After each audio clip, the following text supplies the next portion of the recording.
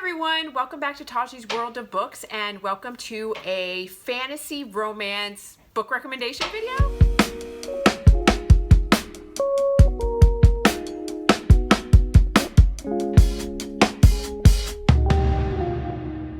Hi you guys, so welcome back. Thank you so much for joining me. And so today we're going to be doing a fantasy romance book recommendation video. And as these things go, I sort of developed this video around the Spinster Bride. So it's the King's Spinster Bride. I heard about this from Jen at the Book Refuge. She raved about this book. She absolutely loved it. And Jen is so cute. She saw that I was reading it and she messaged me and she's like, oh my God, I love that book. And I'm like, yes, I heard about it from you, of course.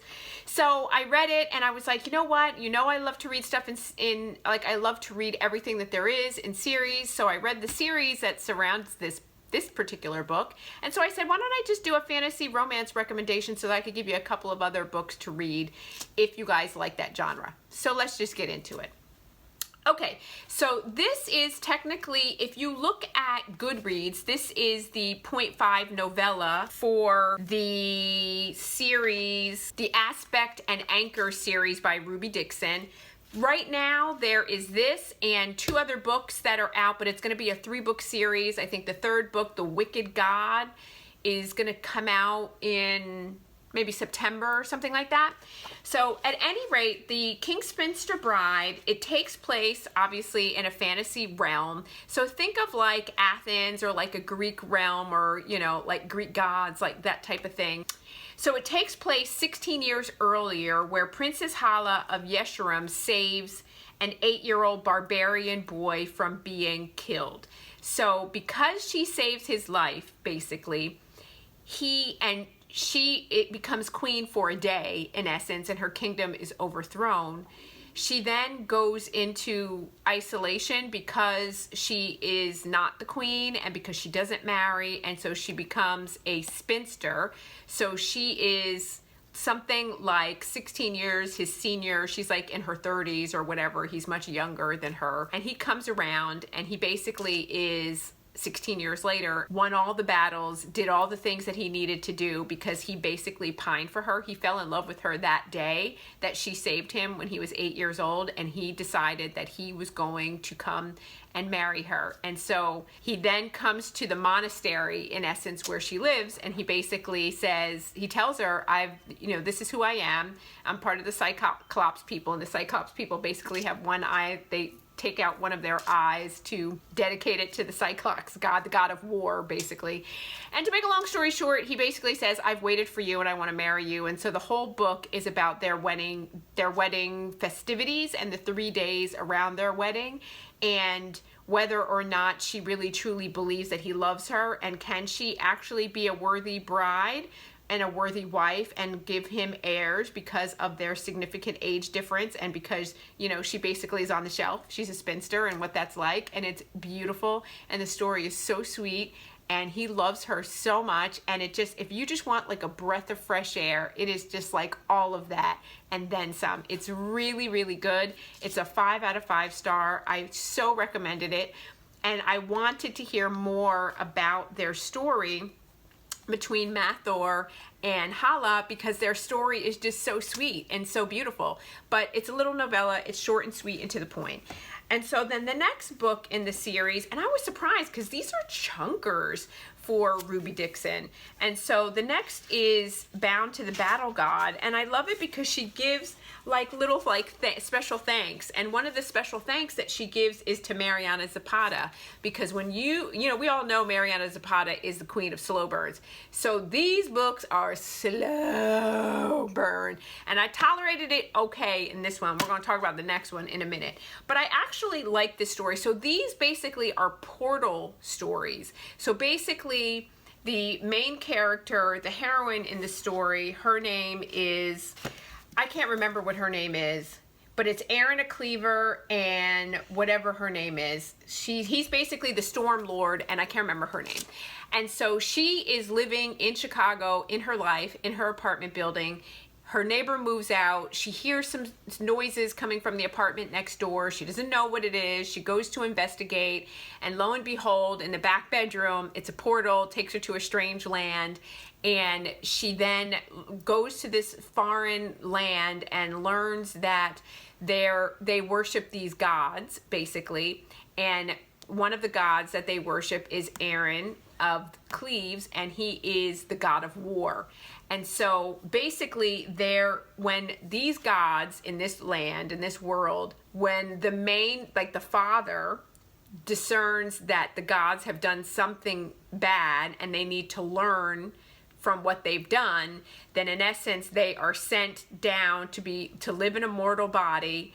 And there's 4 aspects of themselves. There's lies, hedonism, apathy, and one other version.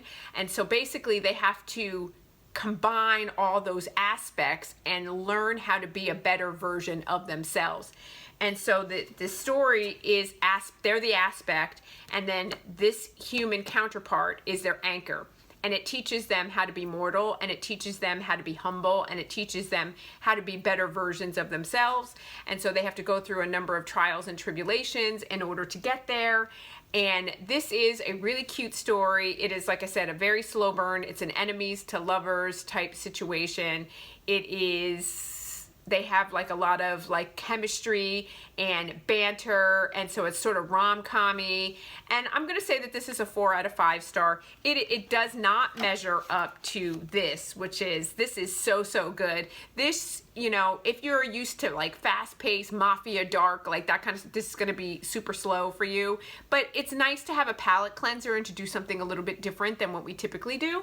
So 5 out of 5. 4 out of 5, and then we get to the second book in this story, and this is a chunker as well, and this is Sworn to the Shadow God, and this story is about, her name is Faith. That's what her name is Faith in here.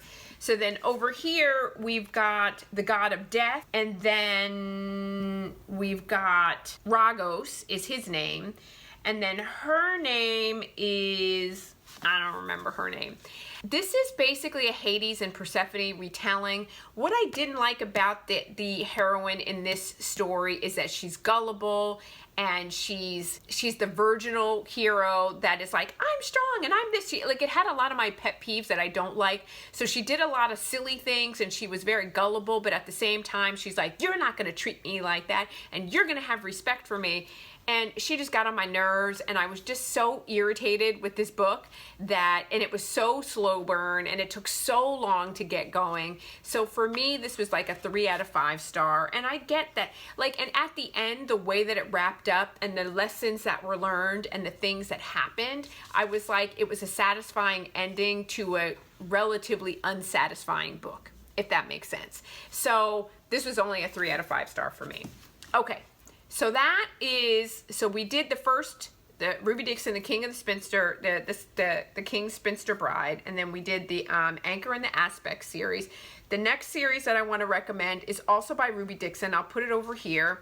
Is the Ice Planet Barbarians. For me, the Ice Planet Barbarians is like the crescendo of Ruby Dixon's work. There are 22 books in that series, and it basically is what happens when women of Earth are abducted and put on a prisoner ship and basically plunked into a alien barbarian planet, and they meet these blue barbarian guys, and you can resonate with them, and it's a fated mate story. And so if you resonate with them and your Kui sings to their Kui, because you have to have this Kui so that you can exist in this environment and survive in this environment, and once you get your Kui and it sort of resonates with them, then that's your fated mate, and they sort of learn to figure out and learn to be together and what that is like, and all the antics that come with communal living.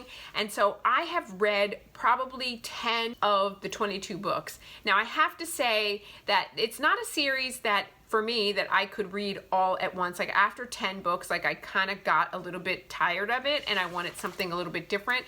Will I go back and finish the series? I absolutely will. Like I said, Ruby Dixon is smutty and spicy and fun, and sexy times are awesome, but at the same time, it's a little rom-com-y and it's a little snarky, and that not necessarily, I like darker and heavier, and so like the rom-com thing is like not for me in contemporary books. So if you like that sort of thing and you like aliens and you like kinky, smutty stuff, I think it'll be all for you. Go for it. Another one of Ruby Dixon's books that I'll mention really quickly, I have not read them, but I have heard good things about them, is the Fireblood Dragon books. And the first book is Fire in His Blood. There are 10 books in this series as well. And again, this is another fated mates type scenario where he's looking there's been a war, dragons have been annihilated in this, society that they live in. They're looking for their fated mate. And so antics ensue from there. I understand it's decent. It's really good. People enjoy it. So if you want to check that out, go for it. I think that you'll really like it. And then the last books that I want to talk about, and I had mentioned these before, and this is the Angelfall series. So the first book is Angelfall. And the second book is World After, and then the third book is End of Days, and it's by Susan E. And let me talk about the first book in this series. This is a YA fantasy series, so right there off the bat, and it's a fantasy romance series, so romance is tinged in there.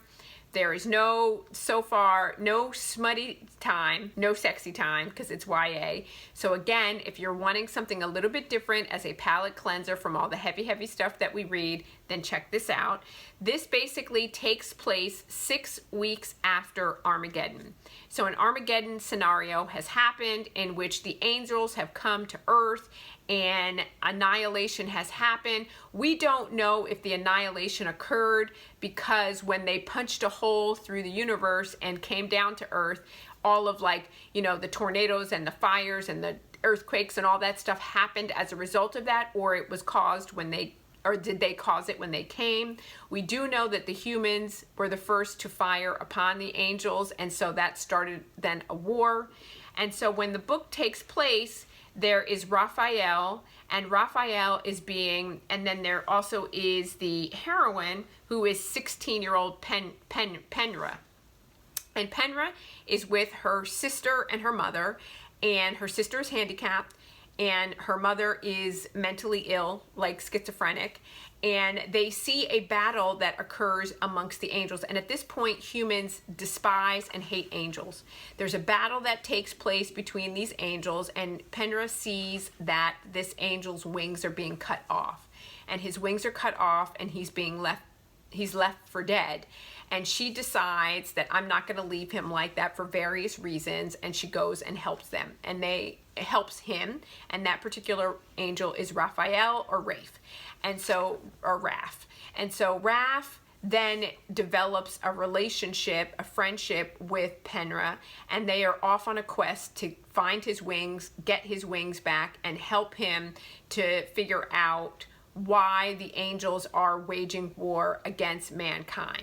And so that's where this story takes place, and it is a arc and a continuation of their relationship as well as other relationships and other characters to understand why angels are waging war against humanity. How do you stop this, and then how do you prevent the world from ending as they know it and try to get life back to a semblance of normal.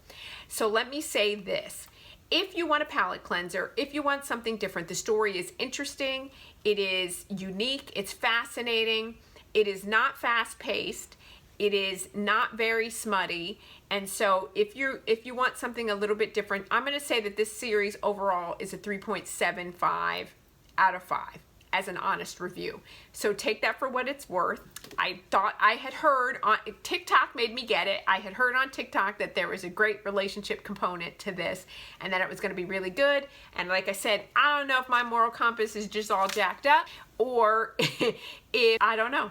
if other people are looking at something different than what I'm looking at. But that was my take on that.